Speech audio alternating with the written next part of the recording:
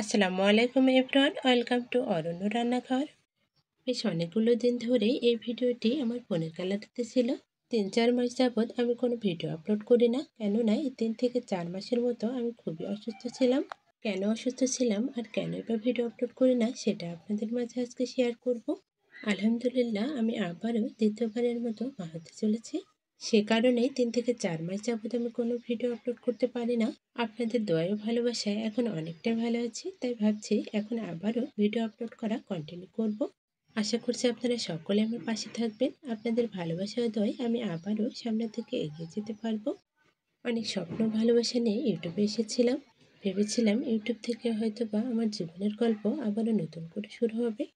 আমরা সকলেই জানি আমাদের মেয়েদের পদে পদে বাধা, কোনো কিছু আমরা নিজের মতো করে করতে পারি না।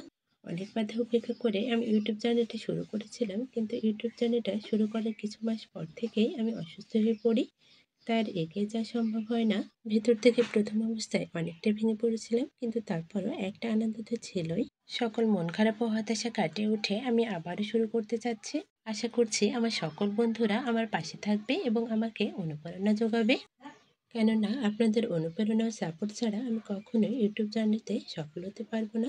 সকলের অনুপ্রেরণা ভালোবাসা থাকলে অবশ্যই আমি একদিন আমার লক্ষ্যে পৌঁছাতে পারবো এবং ঘরে বসে আমার জীবনের গল্প আবারও নতুন করে শুরু করতে পারবো।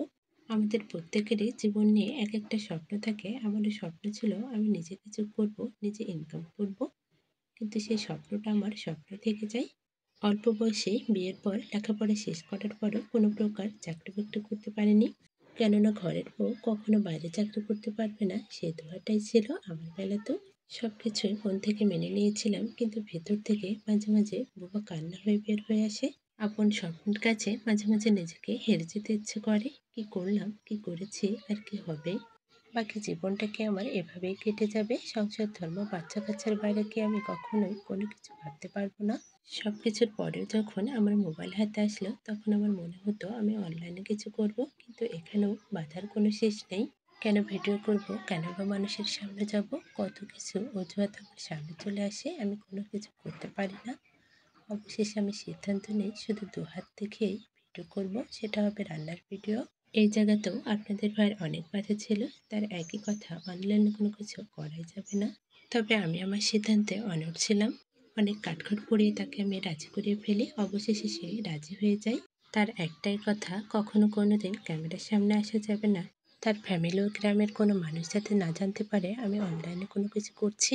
এরকম হাজারো শর্ত মেনে আমি ইউটিউবিংটা শুরু করি, তবে তারপর আমি কন্টিনিউ করতে পারিনি নিজের ব্যক্তিগত কিছু সমস্যার কারণে। তাই আমি খুব কষ্ট পেয়েছিলাম। এত কষ্ট করার পরও ইউটিউবিংটা শুরু করলাম, কিন্তু কন্টিনিউ করতে পারলাম না। তবে আবারও জোর কদমে শুরু করতে চাচ্ছি, তবে এখানে আপনাদের সাপোর্ট ছাড়া কোনো কিছু সম্ভব নয়। আশা করছি আপনারা সকলে আমার পাশে থাকবেন এবং আপনাদের ভালোবাসা দেখাবেন। আমার মতো হাজারো মেয়ে হাজারো স্বপ্ন বুকে নিয়ে এভাবে দিন কাটিয়ে দিচ্ছে। কেউ সামনে আসে, কেউ বা আসে না। যারা সামনে আসে না তারা তো অজানায় থেকে যায়, কিন্তু যারা সামনে আসে আমাদের প্রত্যেকের উচিত তাদেরকে একটু সাপোর্ট করা, তাদের স্বপ্নটাকে নিজের স্বপ্ন মনে করে তাদেরকে সামনের দিকে এগিয়ে নিয়ে যাওয়া।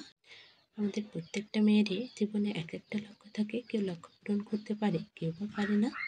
কেননা লক্ষ্যে পৌঁছানো এতটাই সহজ নয়। হাজারো বাধা উপেক্ষা করে আমাদের নিজ নিজ লক্ষ্যে পৌঁছাতে হয়, আর এই বাধাটাই আমরা অনেকেই বেরোতে পারি না। যেহেতু আমি ইউটিউবিং করতে চেয়েছি, রান্নার ভিডিও করি, তাই এখানে রান্নার ভিডিও করার জন্য অনেক রকম রান্না করতে হয়। এর এখানে কিন্তু খরচ সাপেক্ষ ব্যাপার। আর এই বিভিন্ন রকমের রান্নার আইটেমগুলো করতে যে খরচটা হয়, সেটাও কিন্তু সামলানো চারটেখানি কথা নয়। আমরা রেগুলার যে খাওয়া দাওয়া করি সেটা দিয়ে কিন্তু কখনো ইউটিউবিং করা সম্ভব হয় না। প্রতিদিন নিত্য নতুন কিছু আইটেম কিন্তু আমাদের সামনে আনতে হবে, তা না হলে কখনো ইউটিউব করা সম্ভব হবে না। আমরা যারা নতুন ইউটিউবিং করছি তারা কিন্তু এই খরচটা সামলে উঠতে পারি না, যেহেতু আমাদের ইউটিউব থেকে কোনো প্রকার ইনকাম আসে না।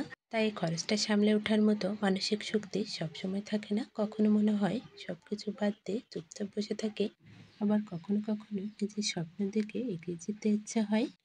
পরিশেষে যাই বলি না কেন, স্বপ্ন দেখা আর স্বপ্নকে বাস্তবায়ন করা কখনো কিন্তু এক জিনিস নয়।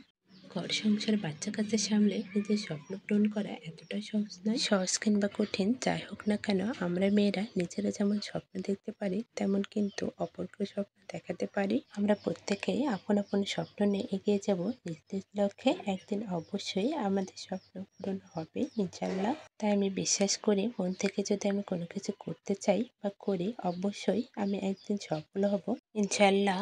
আমার জীবনের অনেক কথা ও গল্প আপনাদের মাঝে শেয়ার করে ফেললাম। কোনো ভুল ভ্রান্তি থাকলে ক্ষমা দৃষ্টিতে দেখবেন। অবশ্যই আমার পাশে দাঁড়িয়ে আমাকে সাপোর্ট করবেন যাতে আমি সামনের দিকে এগিয়ে যেতে পারি। সবাই ভালো থাকবেন, সুস্থ থাকবেন, সবাই সবার জন্য অনেক বেশি দোয়া করবেন। আল্লাহ হাফিজ।